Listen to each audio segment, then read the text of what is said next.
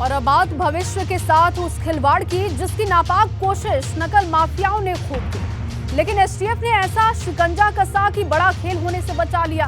क्योंकि जिस लेखपाल के पेपर को लेकर यूपी के 2.5 लाख बच्चों ने दिन रात मेहनत की थी, उसे सॉल्वर गैंग ने सेंध लगाकर फेल करने की पूरी कोशिश की थी।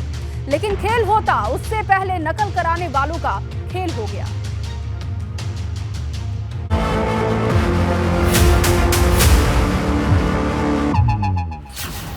लेखपाल की परीक्षा पर सॉल्वर गैंग की सेंध मारी, सूबे में सियासत भारी। 2 सॉल्वर गैंग गिरफ्तार, हरियाणा से जुड़े मुन्ना भाई के तार। इन तस्वीरों को जरा ध्यान से देख लीजिए, ये उत्तर प्रदेश के भविष्य के सबसे बड़े गुनहगार हैं।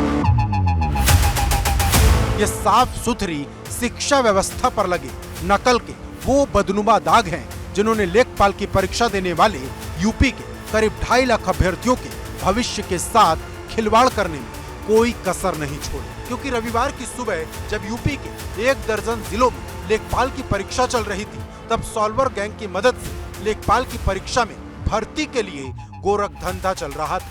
क्योंकि एक तरफ वो छात्र थे जिन्होंने इस परीक्षा को पास करने के लिए कई महीनों तक दिन रात एक कर दिया, और दूसरी तरफ इलेक्ट्रॉनिक डिवाइस की मदद से नकल करने वाले ये माफिया थे। लेकिन ये खलनायक यूपी के भविष्य के साथ खिलवाड़ करने में कामयाब होते, उससे पहले एसटीएफ ने शिकंजा कस इनके नापाक मंसूबों को नाकाम कर दिया।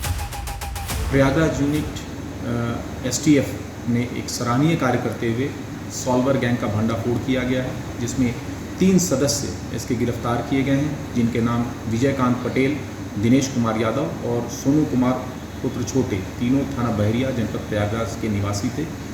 इनके द्वारा जो ब्लूटूथ डिवाइस के माध्यम से क्वेश्चंस का आंसर बताया जा रहा था, जो अभ्यर्थी डिफरेंट कक्ष में परीक्षा दे रहे थे। ऐसे 2 अभ्यर्थियों को, पुष्पेंद्र और जयसिंह पटेल को क्रमशः एसटीएफ की वाराणसी इकाई और कानपुर इकाई ने वहां परीक्षा कक्ष से उनको गिरफ्तार किया।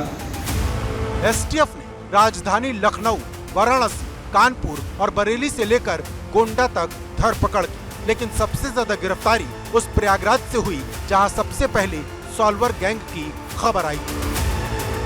इस समय तक 23 लोगों की गिरफ्तारी की सूचना है और ये अलग अलग गैंग्स के हैं। कुछ गैंग्स पुराने नोन थे और कुछ नए प्रकाश में आए। कहाँ से पता चला सर जब ये परीक्षा शुरू हुई, या काफ़ी पहले से एसटीएफ काम कर रही थी इस पे?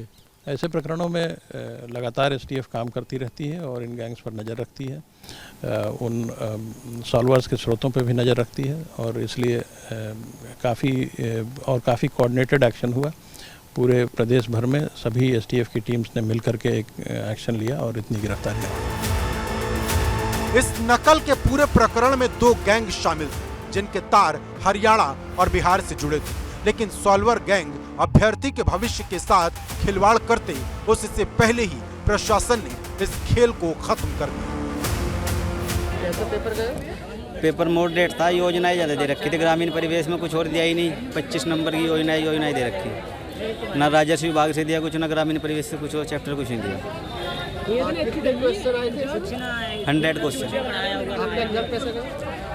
सही गया। लेखपाल भर्ती परीक्षा का वहां से उसको गिरफ्तार किया गया है, उससे पूछताछ की जा रही है और ये भी पता लगाया जा रहा है कि कहीं कोई इसके गैंग में और लोग तो शामिल नहीं हैं जो कई अन्य जगहों पर भी परीक्षा दे रहे हों। फिलहाल एसटीएफ उससे कड़ाई से पूछताछ कर रही है और उसके खिलाफ शहर कोतवाली में मुकदमा भी दर्ज किया गया है।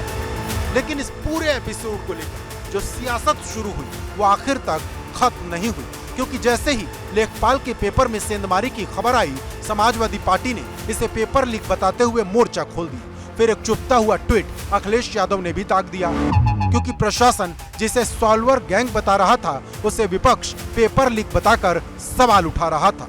निशाना साधने में कांग्रेस भी पीछे नहीं रही। कांग्रेस के पूर्व प्रदेश अध्यक्ष अजय कुमार लल्लू ने भी सपा की तरह ट्वीट कर हमला बोल दिया। जब से उत्तर प्रदेश में भारतीय जनता पार्टी की सरकार आई है, यहाँ नकल माफिया, शिक्षा माफिया पैदा हो गए हैं। लगातार यहाँ पेपर लीक होते रहते हैं। सरकार कार्रवाई की तो बात करती है, लेकिन होता जाता कुछ नहीं है।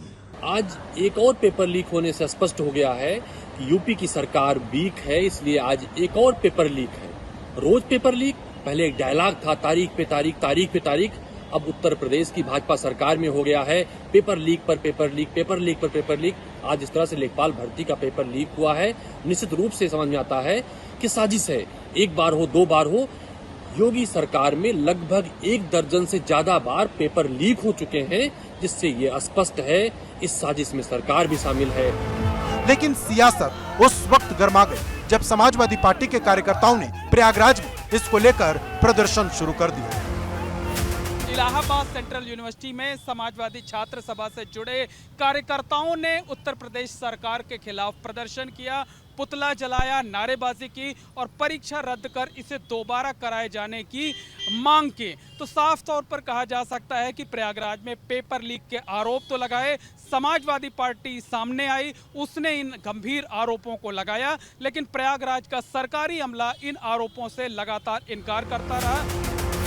मतलब यूपी की सियासत एक बार फिर उबाल मार रही और एक बार फिर केंद्र में पेपर है, क्योंकि भले ही पेपर लीक ना हुआ हो, भले ही वक्त रहते सॉल्वर गैंग को गिरफ्तार कर लिया गया हो, लेकिन सवाल ऐसे गैंग का है जो एक्शन लेने के बाद भी कैसे एक्टिवेट हो जाते हैं। क्योंकि जब यूपी में टीईटी का पेपर लीक हुआ था तब सूबे की योगी सरकार ने तुरंत एक्शन लिया था, लेकिन इसके बाद भी अगर सॉल्वर गैंग लेखपाल की परीक्षा केंद्र तक पहुंच जाए तो सवाल गंभीर हो जाता है। आज की जो परीक्षा होनी थी उसका पेपर सॉल्व कराने के मास्टरमाइंड और एक अभ्यर्थी को गिरफ्तार किया गया है। इन लोगों की गिरफ्तारी अलग अलग जगहों से की गई है। एसटीएफ अफसरों के मुताबिक इस गिरोह ने 7 अभ्यर्थियों से 10-10 लाख रुपए लिए थे। 10-10 लाख रुपए में सौदा तय हुआ था और ये तय किया गया था कि जो अभ्यर्थी हैं उन्हें ब्लूटूथ डिवाइस देकर सेंटर पर भेजा जाएगा और बाहर बैठे जो सॉल्वर हैं वो पूरे पेपर को हल कराएंगे। तो सोराव इलाके में एक परीक्षा केंद्र के पास से शिक्षा माफिया और उसके साथ बैठे सॉल्वरों को गिरफ्तार किया गया है। कुल 6 गिरफ्तारियां हुई हैं, जबकि विपक्षी पार्टियां इसे मुद्दा बना रही हैं और पूरी परीक्षा को रद्द कर इसे दोबारा नए सिरे से कराए जाने की मांग कर रही हैं। मोहम्मद मोइन, एबीपी गंगा, प्रयागराज।